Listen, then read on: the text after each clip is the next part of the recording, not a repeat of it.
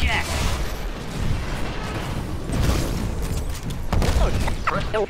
Oh, Sizzle. Do you know what time it is? Question with Seth Sentry. Questions with Seth Sentry. Hey, what's up? Welcome to another episode of Questions with Seth Sentry. I'm your host, Seth Sentry. I've known one of these for a while because I've kind of been on tour with Bliss and Esso and Horror Show and CK, and that was fucking dope. So I didn't really have time to play video games or make movies. And then I've been back in the studio working on an album, which is due out 2000 and forever. So I haven't really had a chance to play much. So this is like a best of Titanfall, like my greatest moments from Titanfall all in one video. I was kind of working towards making a montage, but then I had a good think about that, and then I realized that I can't be bothered. So I've just put them all in no specific order, and just witness the slaughter. Let's get into some questions. Okay, who do you think is the best lyricist in hip-hop, alive or dead? That's pretty tough. That's a tough first question.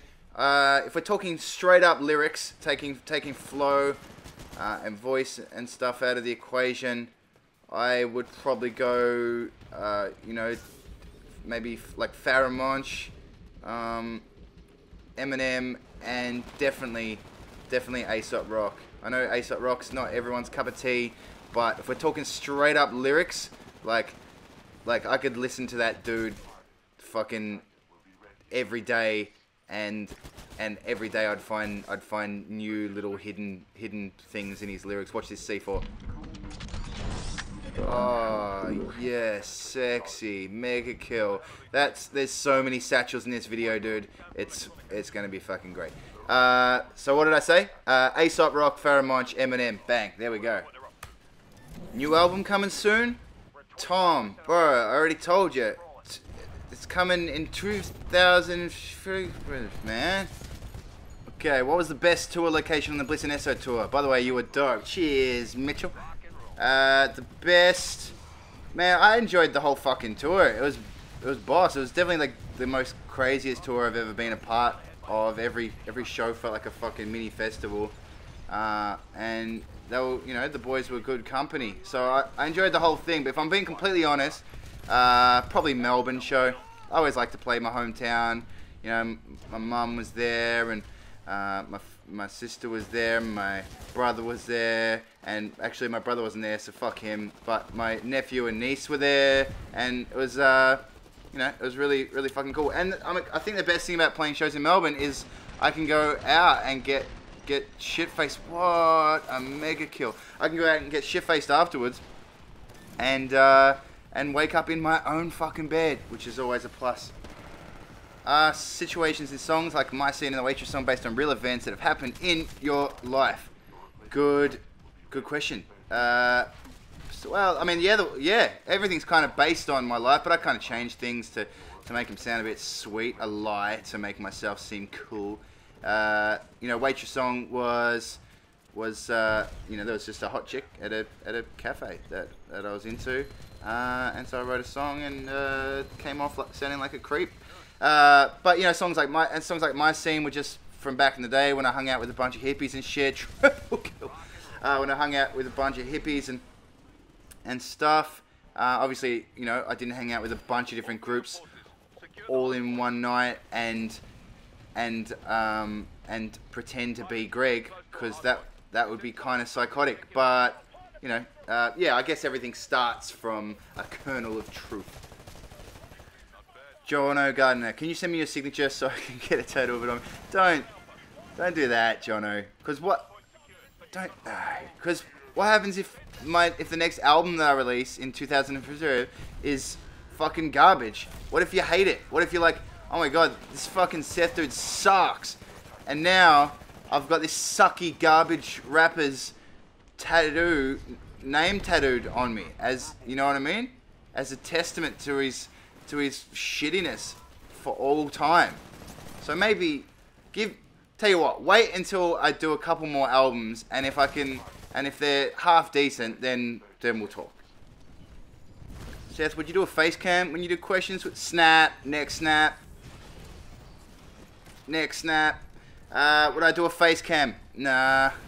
I thought about it, but there's too much going on. There's like the questions popping up, and I've got to think of like answers and stuff, and I always get distracted watching the gameplay. So if there was my face up there as well, just like, and I was like making sure I wasn't pulling like dumbass faces at this. It was so too much. It's too fucking complicated for me. I'm just trying to keep it simple here.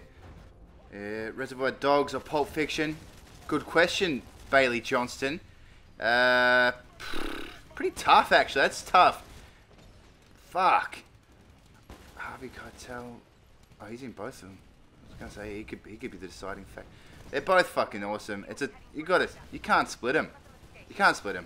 Watch them if you haven't seen them. Watch them both. Seth, are you a Satanist or do you not give two fucks? I don't. I don't know where to start with that. Am I a Satanist? No. Wait. So I either worship the devil or I don't give a fuck. I don't give a fuck. Saw an argument on the comments of Traincatcher. Just to put it to rest, were you born in Oz or New Zealand? My gut says Oz. That's why you should always go with your gut, Buddha.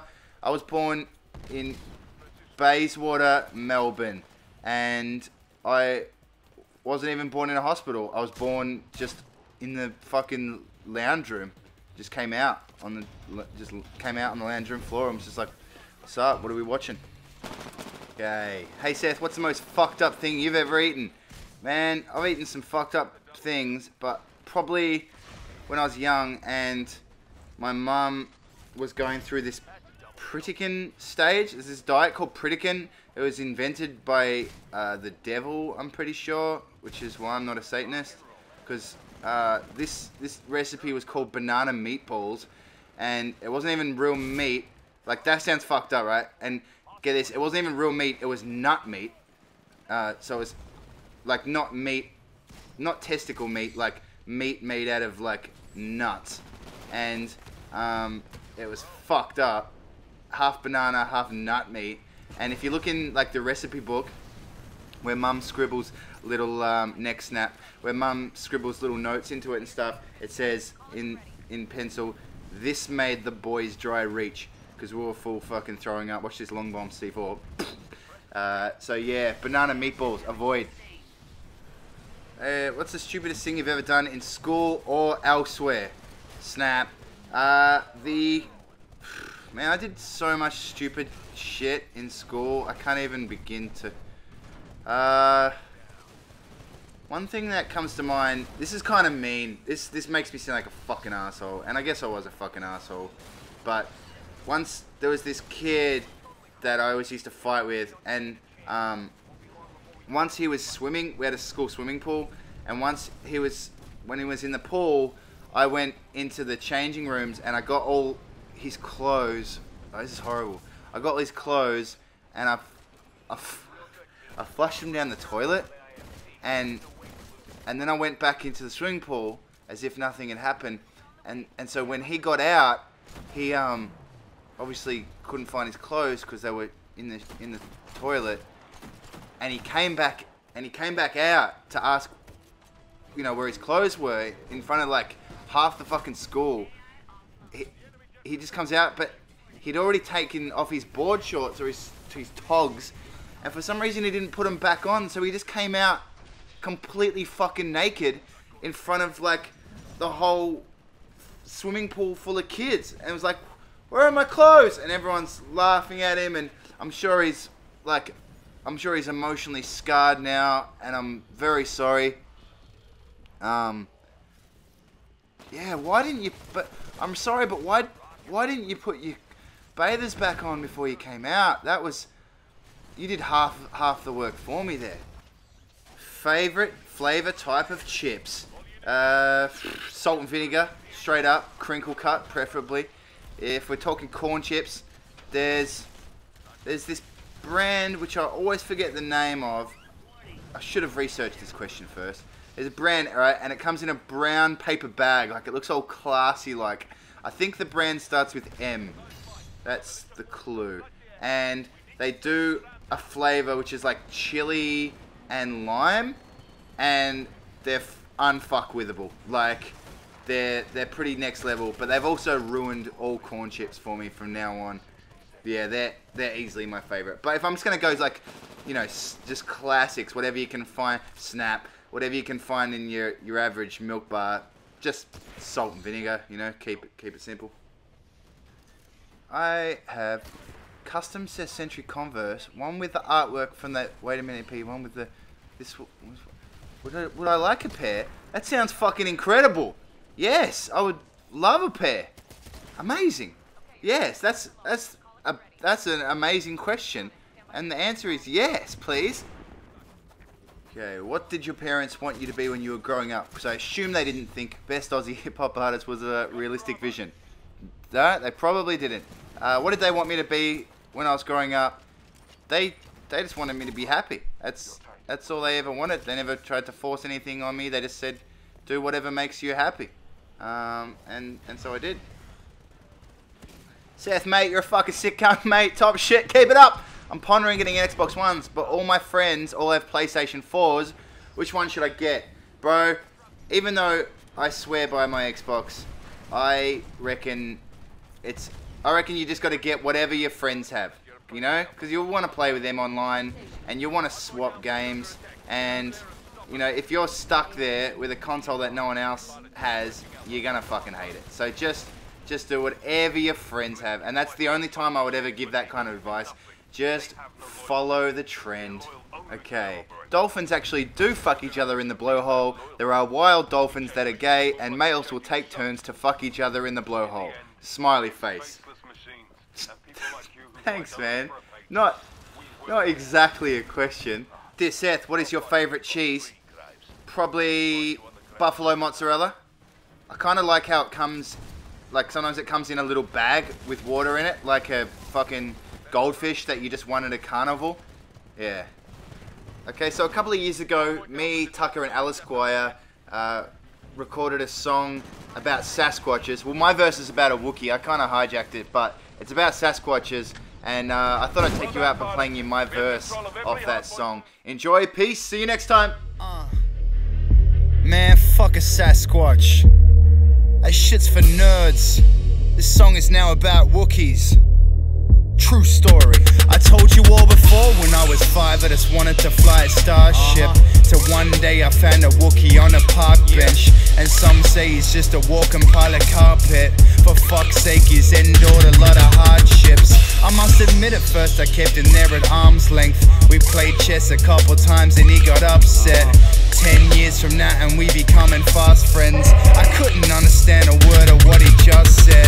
Swab bastards, smugglers from the past carry blasters with drugs kept in the secret compartments. The fastest Death Star wrecking ship in the cosmos, and we can do the Kessel running under 20 parsecs. The Falcon, I ain't talking about a Ford though. Harassing you, I ain't talking about Ford though. Lord, no, he never really wore clothes, but no one says shit to a Wookiee with a crossbow. Oh, so fuck what the critics say. They'll never change. I left school 11th grade. Been in space so long, my twin's a different age. Signing off, it's the scruffy rebel renegade. You should say what's up next time I'm in your neck of the woods. Shush, let's get this crack-a-lackin' ASAP. Don't take me for no whack job, crackpot, I ain't that. I'm looking for my mascot. Have you seen my? You should say what's up next time I'm in your neck of the woods. Shush, let's get this crack-a-lackin' ASAP. Don't take me for no whack job, crackpot, I ain't that. I'm looking for my mascot. Have you seen my?